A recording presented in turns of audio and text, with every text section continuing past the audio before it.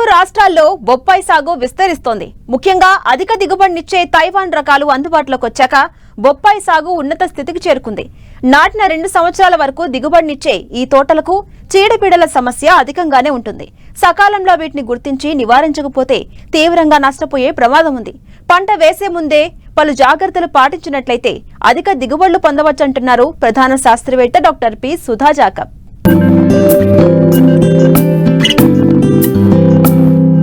రెండు తెలుగు రాష్ట్రాల్లో బొప్పాయి సాగు విస్తీర్ణం నానాటికి పెరుగుతోంది. ఒకప్పుడు పెరటి తోటలకి పరిమితమైన బొప్పాయి సాగుకు ఇంత ప్రాధాన్యం పెరగడానికి ప్రధాన కారణం అధిక దిగుబడినిచ్చే తైవాన్ రకాలని చెప్పొచ్చు. హెక్టారుకు 50 టన్నుల వరకు దిగుబడిని పొందుతున్నారు రైతులు. అయితే ఈ పంటకు చీడపీడల బెడద ఎక్కువే. ముఖ్యంగా ప్రతికూల వాతావరణ పరిస్థితుల్లోనూ భూసారం తగ్గినప్పుడు సూక్ష్మధాతు పోషక లోపాలు తలెత్తడం సహజంగా కనిపిస్తూ ఉంటుంది. సకాలంలో వీటిని గుర్తించి తగిన నివారణ చర్యలు చేపట్టకపోతే దిగుబడులు తగ్గడమే కాకుండా కాయ నాణ్యత కూడా కోల్పోతుంది. దీంతో మార్కెట్లో మంచి ధర రాదు. మరి ఈ సూక్ష్మధాతు లోపాల నివారణ చర్యలను ప్రధాన శాస్త్రవేత్త డాక్టర్ పి. సుధా జాకబ్ ద్వారా తెలుసుకుందాం. సాధారణంగా వేసేటువంటి ఎరువులతో పాటుగా మనం తప్పనిసరిగా పశువుల ఎరువుని ఒక 6 నుంచి 8 టన్నుల పాటు పశువుల ఎరువుని ఒక ఎకరం తోటకి మనం వేసుకోవాలి. దాంతోపాటుగా ప్రతి చెట్టుకి కూడా ఒక 50 గ్రాముల బోరాక్స్ పౌడర్ మనం వేసుకున్నట్టయితే మనం వేసినటువంటి బోరాను ఈ పంట తీసుకొని దాంట్లో సూక్ష్మ ధాతు లోపాలు కనబడకుండా ఉండడానికి అవకాశం ఉంటుంది. ఈ ధాతు లోపం ఎక్కువ ఉన్న చోట్ల ఈ సూక్ష్మ ధాతుని 50 గ్రాముల చొప్పున ప్రతి 6 నెలలకు ఒకసారి మనం వేసుకోవాలి. దీంతో పాటుగా అవసరతను బట్టి మనం పైపాటుగా 1.5 గ్రాములు బోరాక్స్ పౌడర్ని నీళ్ళలో కలిపి మనం పిచికారి చేసుకున్నట్టయితే ఈ బోరాన్ ధాతు లోపాన్ని మనం రాకుండా సరిచేయటానికి అవకాశం ఉంటుంది. దీంతో పాటుగా మనకి జింక్ ధాతు లోపం కూడా మనకి వస్తూ ఉంటుంది. జింక్ ధాతు లోపం వచ్చినప్పుడు బోరాన్లో ఆకులు చిన్నగా అవుతూ ఉంటాయి, కడుపుల మధ్య దూరం తక్కువగా ఉంటుంది, తర్వాత పూత కాత కూడా సరిగ్గా ఉండదు అనమాట. సో ఈ లోపాన్ని మనం సవరించుకోవడానికి తప్పనిసరిగా ఒక ఎకరానికి 20 కిలోలు జింక్ సల్ఫేట్ని మనం వేసుకోవాలి. లేదంటే ప్రతి చెట్టుకి ఒక 100 గ్రాముల చొప్పున జింక్ సల్ఫేట్ని ప్రతి 6 నెలలకు ఒకసారి మనం వేసుకున్నట్టయితే జింకు ధాతు లోపం వల్ల వచ్చేటువంటి సమస్యలు మనం సవరించుకోవడానికి అవకాశం ఉంటుంది. బొప్పాయికి రకరకాల తెగుళ్లు ఆశిస్తాయి. ముఖ్యంగా భూమి ద్వారా కొన్ని తెగుళ్లు ఆశించి తీవ్రంగా నష్టపరుస్తూ ఉంటాయి. శిలీంధ్రానికి సంబంధించిన కాండం కుళ్ళు తెగులు మొదటి దశలో ఆశిస్తూ ఉంటుంది. ఇది ఆశించినప్పుడు మొదలు కుళ్ళిపోయి మొక్కలు చనిపోతూ ఉంటాయి. ఇందుకోసం మొక్కలు నాటే ముందే కొన్ని జాగ్రత్త చర్యలు చేపడితే వీటిని నివారించవచ్చు. ఈ శిలీంధ్రం వలన మొక్క చనిపోయి కుళ్ళిపోయి ఉంటుంది. దీన్ని మనం నివారించుకోవడానికి ట్రైకోడర్మా విరిడి అనేటువంటి జీవ శిలీంధ్ర నాశిని ఒక 2 కిలోలు ఒక 100 కిలోల పశువుల ఎరువులో కలుపుకొని 10 నుంచి 15 రోజుల పాటు మనం దాన్ని వృద్ధి పొందించుకొని నీళ్ళలో అటువంటి వృద్ధి పొందించినటువంటి ఈ ట్రైకోడర్మా విరిడి మిశ్రమాన్ని మనం ఒక ఎకరం పొలానికి ముందుగానే మొక్కలు నాటుకునేటప్పుడే మనం వేసుకోవాలి. దీనివలన ఈ భూమి ద్వారా వ్యాపించేటువంటి శిలీంధ్ర సంబంధమైన తెగుల్ని మనం చాలా వరకు నివారించుకోవడానికి అవకాశం ఉంటుంది. అప్పటికప్పుడు నివారించుకోవాలంటే మాత్రం వెంటనే శిలీంద్రనాశులైనటువంటి కాపర్ ఆక్సిక్లోరైడ్, ఈ బ్లైటాక్స్ అంటాము, ఇది 3 గ్రాములు లీటర్ నీటి కలిపి మొక్క మొదలు తడిచేటట్టు మనం పోసుకోవాలి. దాని ద్వారా శిలీంధ్రం యొక్క వృద్ధిని, ఈ తెగులు యొక్క వ్యాప్తిని మనం అరికట్టి కొంతవరకు తెగులుని మనం అదుపులోకి తీసుకురావడానికి అవకాశం ఉంటుంది. తర్వాత మనకి ఈ కాండం కుళ్ళు తెగులు వచ్చినప్పుడు ఈ కాండం పై భాగాలు ఈ పగుళ్ళు వస్తూ ఉంటాయి అన్నమాట. గ్రాడ్యువల్గా ఆ కాండం అంతా కూడా కుళ్ళిపోతూ ఉంటుంది. ఇది కూడా శిలీంధ్ర సంబంధమైనటువంటి తెగులు. క్రమంగా మొక్క ఎదుగుదల తగ్గిపోతూ ఉంటుంది, ఆకులు పసుపు రంగులోకి మారిపోతూ ఉంటాయి, తర్వాత ఆకులు రాలిపోతూ ఉంటాయి, పూత కాత సరిగ్గా రాదు.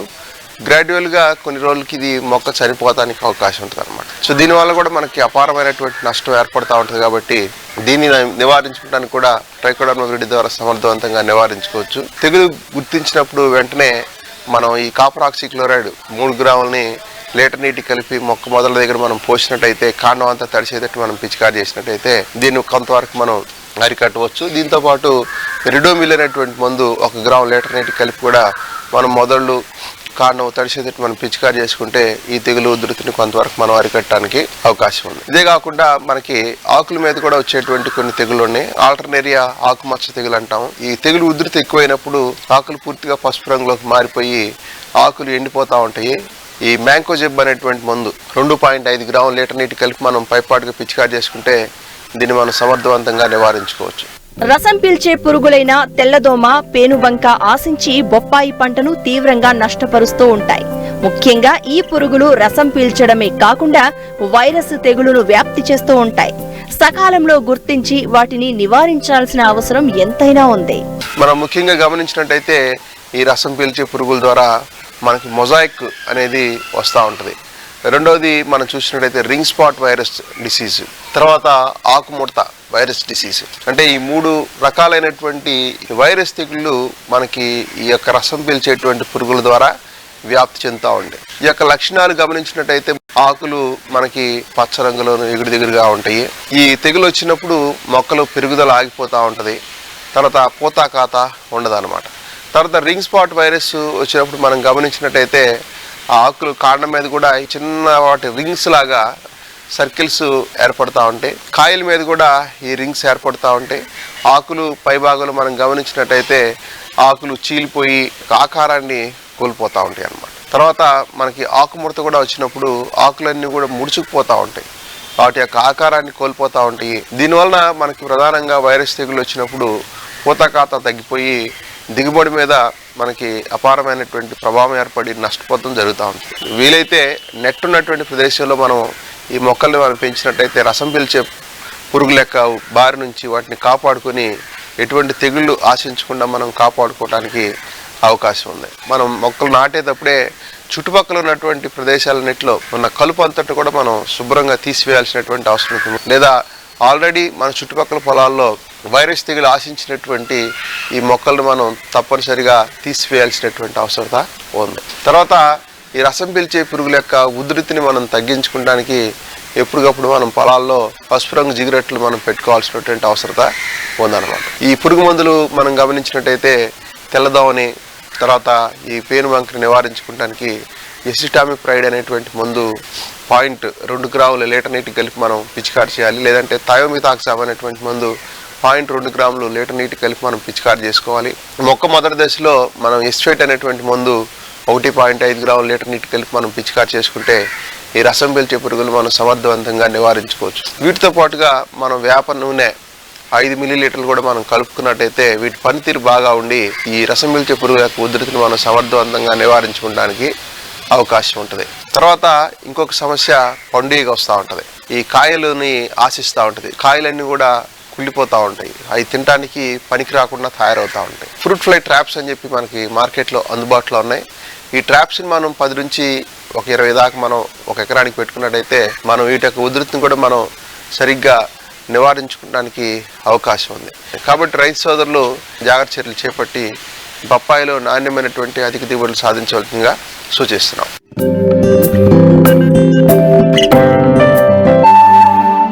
ప్రతి నెల ఆదాయం అందించే పట్టుపురుగుల పెంపకంపై రైతులు దృష్టి సారిస్తున్నారు.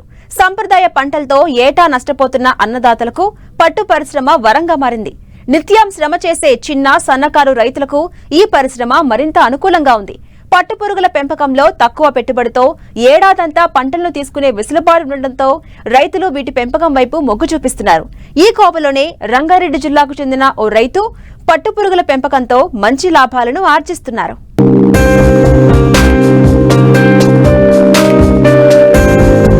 చిన్న సన్నకారు రైతులు, నిరుద్యోగ యువతకు చక్కటి ఉపాధిని అందించే పరిశ్రమగా విరాజిల్లుతోంది పట్టు పరిశ్రమ. పట్టు దిగుమతులపై ఆధారపడకుండా దేశీయంగా ఉత్పత్తిని పెంచాలనే లక్ష్యంతో భారత ప్రభుత్వం రైతాంగానికి పట్టు శాఖ ద్వారా అనేక ప్రోత్సాహకాలు, రాయితీలు అందిస్తోంది. ఈ అవకాశాన్ని అందిపుచ్చుకుని అభివృద్ధి పథంలో పయనిస్తున్నారు రంగారెడ్డి జిల్లా మంచాల మండలం జలాల్మియా పల్లెకు చెందిన రైతు లింగయ్య.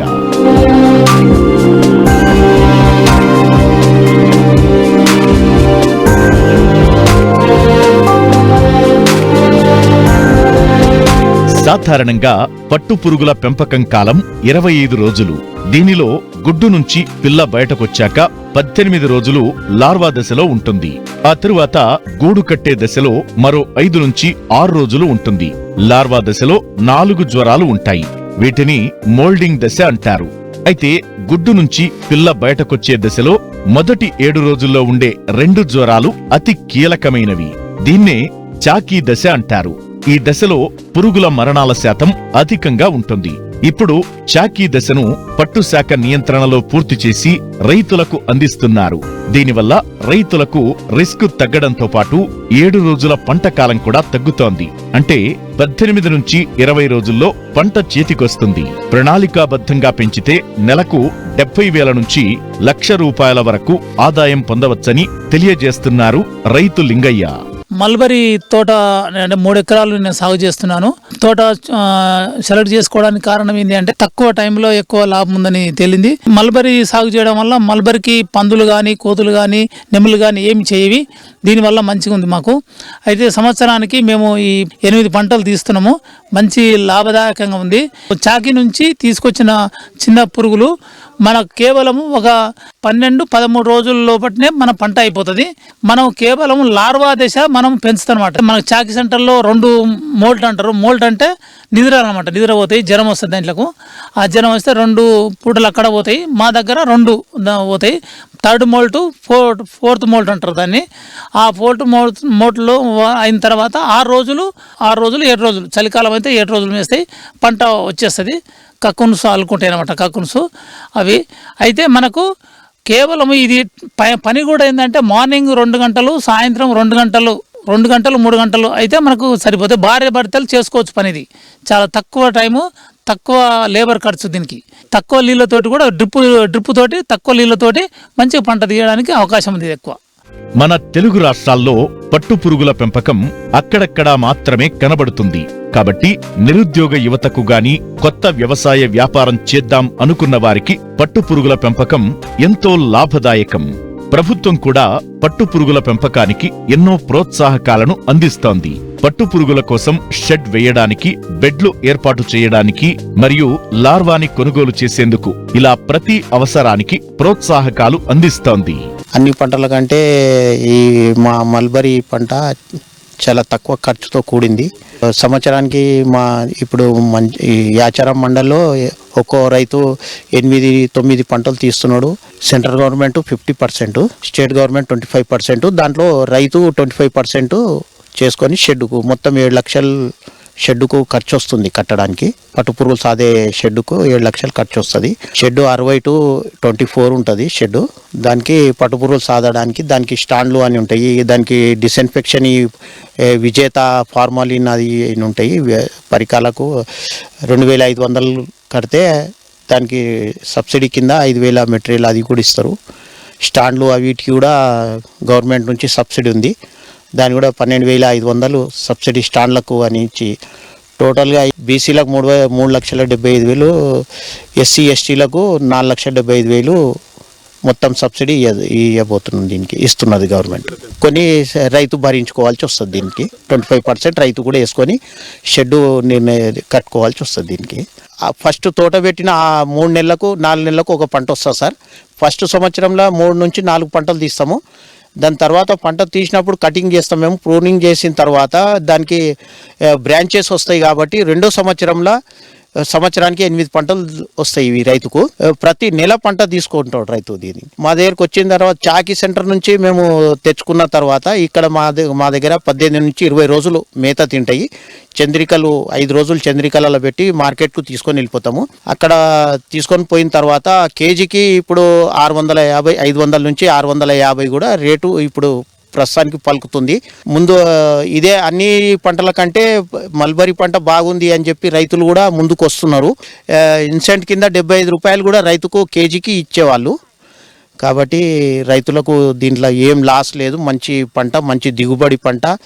చాలా కూలీలు దొరకకున్నా మనం ఇంటోళ్ళు చేసుకునే పంట. భార్యాభర్తలు 100 గుడ్ల నుంచి 150 గుడ్లు ఇద్దరు కూడా చేసుకునే పంట ఇది. కూలీల మీద ఆధారపడి చేసుకునేది కూడా కాదు. మనము ఇంటోళ్ళు కూడా చేసుకుంటారు ఈ పంట. అట్లాంటిది ఇంకా వచ్చే వర్షాకాలం వరకు ఇంకా కూడా చాలా రైతులు దీంట్లో మల్బరీ సాగు చేయడానికి వస్తున్నారండి. యాసంగిలో ఆరుతడి పంటగా సాగు చేసిన వేరుశెనగ మరో నెల రోజుల్లో కోతకు రానుంది. అయితే వేరుశెనగను సరైన పక్వ దశలో గుర్తించి తీతలు జరపాలి. ఏ మాత్రం తేడా వచ్చినా ఎకరానికి 3 నుంచి 4 బస్తాల దిగుబడి నష్టపోయే ప్రమాదం ఉంది.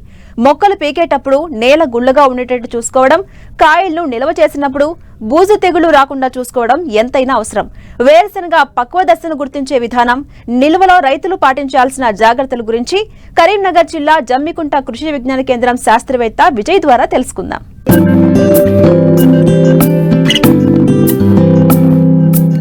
తెలుగు రాష్ట్రాల్లో సాగవుతున్న నూనె గింజల పంటల్లో వేరుశెనగ ప్రధానమైనది. ముఖ్యంగా రాయలసీమ జిల్లాలు, ఉత్తర కోస్తా, ఉత్తర తెలంగాణ జిల్లాలలో దీని సాగు ఎక్కువగా ఉంది. తెలంగాణలో యాసంగిలో కొంత విస్తీర్ణంలో రైతులు సాగు చేశారు. ప్రస్తుతం గింజలు గట్టిపడే దశలో ఉన్నాయి. ముఖ్యంగా 70 నుంచి 80% మొక్కల ఆకులు, కొమ్మలు పసుపు రంగులోకి మారి కాయ డొల్ల లోపల భాగం నలుపుగా మారినప్పుడు పంటను కోయాలి. కోత సమయంలో నేలలో తగినంత తేమ ఉండే విధంగా చూసుకోవాలి. కూలీల కొరత ఉన్న నేపథ్యంలో భూమి నుంచి మొక్కలను తీయడానికి ట్రాక్టర్తో నడిచే యంత్రాలను ఉపయోగించి పంట కోత కోయాలి. సాగు ఆశాంతం ఎన్నో కష్టనష్టాలను ఎదుర్కొన్న రైతులు తీతల సమయంలో కూడా కొన్ని మెలకువలు పాటించాలని సూచిస్తున్నారు కరీంనగర్ జిల్లా జమ్మికుంట కృషి విజ్ఞాన కేంద్రం శాస్త్రవేత్త విజయ్. ప్రస్తుతం వేరుశెనగకు సంబంధించి కనుక చూసుకున్నట్లయితే సెప్టెంబర్ 2వ పక్షంలో వేసిన పంట ఇప్పుడు మనకు డిసెంబర్ చివరి నాటికి పంట కోతకు వస్తుంది.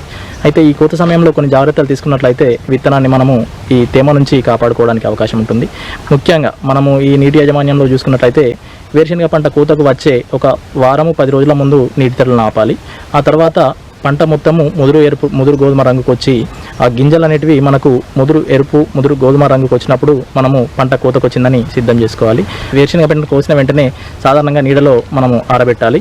అయితే ఈ కోసిన వెంటనే ఈ సాధారణంగా యాసంగిలో కనుక మనం చూసుకున్నట్లయితే యాసంగిలో కోసిన పంటకు మనకు మొలక సామర్థ్యం అనేది కొంచెం తగ్గడానికి అవకాశం ఉంటుంది. అయితే ఈ వేరుశెనగ పంటను మనం కోసిన వెంటనే మనం కుప్పలుగా చేసుకొని నీడకు ఆరబెట్టి ఈ గింజ మొత్తం ఆరిన తర్వాత మనము థ్రెషర్తో వేరుశెనగ నుండి ఈ గింజలను సపరేట్ చేయాలి. చేసిన తర్వాత మనం ఎప్పుడైతే పంట ఆరబెట్టినప్పుడు దాంట్లో తేమ శాతం అనేది ఖచ్చితంగా చూసుకోవాలి. సాధారణంగా మనం తర్వాత మనం మార్కెటింగ్ చేసుకోవాలన్నా లేదంటే మనం విత్తనం కోసం సంరక్షించుకోవాలన్నా కానీ తేమ శాతం చూసుకోవాలి. తేమ శాతం సాధారణంగా మనం కోసినప్పుడు 20 నుండి 30% ఉండే అవకాశం ఉంటుంది. మనము ఎండబెట్టిన తర్వాత తేమ శాతము 8 నుంచి 9% వచ్చే విధంగా చూసుకోవాలి. ఈ తేమ శాతాన్ని 8 నుండి 9% ఉన్నప్పుడు ఆ వేరుశెనగ గింజలు మొత్తము మనము మన పాలిథిన్ సంచుల్లో కానివ్వండి లేదంటే గోనె సంచుల్లో కానీ నింపి మనము ఎండ మరియు వెలుతురు తలిగే ప్రదేశాలలో ఆరబెట్టుకోవాలి. ఆరబెట్టుకున్న తర్వాత ఈ మనకు స్టోర్డ్ గ్రెయిన్ పెస్ట్ ఆశించే అవకాశం ఉంటుంది.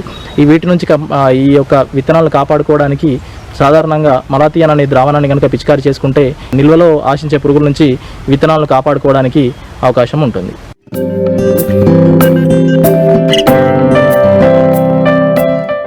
హైదరాబాద్లోని హైటెక్స్ లో ఏర్పాటు చేసిన పౌల్ట్రీ ఎక్స్పో 2024 విశేషంగా ఆకట్టుకుంది.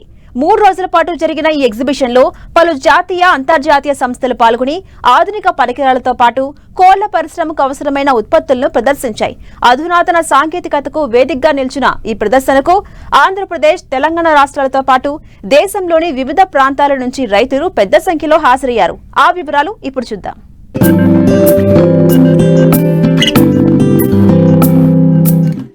భారతదేశంలో పౌల్ట్రీ రంగం దినదినాభివృద్ధి చెందుతుంది.